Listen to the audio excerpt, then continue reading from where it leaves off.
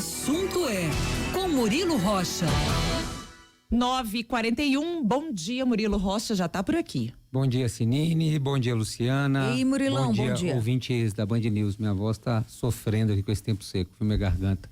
É o seguinte, gente, começar por esse assunto do Atlético que a gente falou ontem, da atuação da Polícia Militar de Minas Gerais contra os torcedores argentinos, uma ação violenta e, a meu ver, desproporcional, mas houve um outro incidente no jogo que está gerando muita repercussão, que é um grupo de torcedores do Atlético, pela imagem parece até um menor de idade, se não for menor, tá ali com 18, 19 anos, mas eu arrisco a dizer até que é um menor de idade, fazendo gestos racistas para a torcida da Argentina, para torcedores argentinos. Gente, é impensável, né, no Brasil, alguém, acho que em qualquer lugar do mundo é impensável alguém ser racista, mas no Brasil, país tão miscigenado, tão misturado, a gente ainda ter esse tipo de comportamento. E o mais irônico de tudo, Sinine, Luciano e ouvinte da Band News, é que o Atlético fez um grande mosaico antes da partida, não ao racismo. Era em inglês, né? No to racism, enfim. Mas era não ao racismo era uma resposta aos atos racistas que o Atlético tinha sofrido na Argentina, de torcedores do São Lourenço, na semana passada. Aí vem acontecer o jogo aqui, um pequeno grupo de torcedores, mas ficou muito focado num torcedor, vai e faz um gesto racista no jogo, o Atlético ganha aqui, que houve esse mosaico antes do jogo. É uma questão assim, a gente fala muito que é uma questão cultural, estrutural, racismo, mas realmente isso tem que estar incrustado, né? Atitudes antirracistas na escola, na família, tem que ser disciplina, assim, porque é impressionante, né? Tudo que a gente vê e esses atos ainda persistem. Num jogo onde houve um mosaico gigante, aplaudido, aclamado, como muito bonito e politicamente importante, simbolicamente importante, vai um torcedor, a meu ver, um moleque lá, um menino, o que não ameniza em nada, mas enfim, eu tenho a impressão que é o menor de idade, pelo que eu vi na imagem, vai e faz um gesto racista para a torcida do São Lourenço. Uma coisa assim, completamente sem razão, e os argentinos acabaram falando, tá vendo? Os brasileiros se fazem de coitados, mas quando tem oportunidade também são racistas, também são violentos com a polícia militar, essa coisa toda. Então o jogo do Atlético ainda está rendendo, né?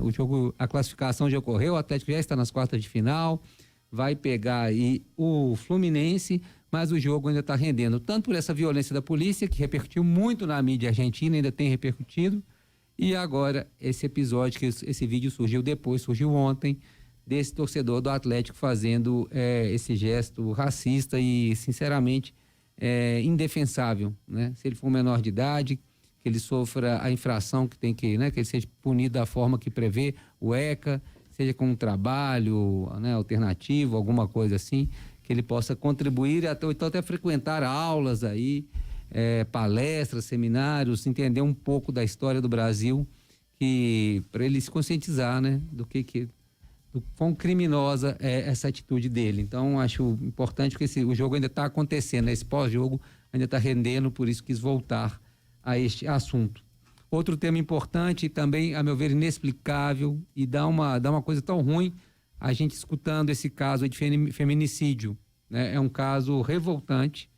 A gente escuta o áudio do marido, transtornado, tal, mas tem tanta coisa ali, tem tanto conteúdo naquele áudio ali, se for perceber. Primeiro, né, o pessoal fica falando de uma masculinidade frágil, depois um sentimento de posse sobre a mulher, né? Ele não permitir, ele não aceitar o término, ele ameaça no áudio, que a gente até divulgou, né? Ele fala que é uma vez até morrer, né? Se casou, é até a morte, casamento. Ele dá um prazo. Dá um prazo, em uma hora. Ele dá um prazo. É uma coisa assustadora, o sentimento de posse do homem em geral em relação à mulher, né? Da não aceitação, dessa masculinidade realmente frágil, de não permitir que se separe, que a mulher tem outro relacionamento, que é direito dela, caso ela queira.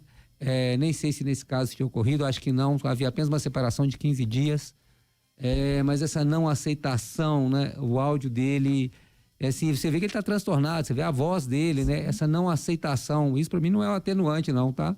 Só estou citando aqui o contexto, assim, que a gente vê na voz dele, parece que ele tá aquela voz assim, né?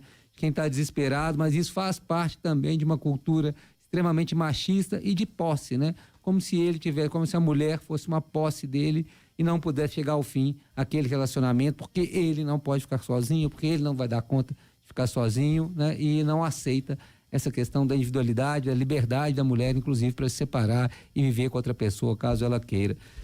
Então eu fiquei muito. São áudios fortes, né? Tem um outro áudio A depois. gente tem essa matéria Sim. aqui, Murilo.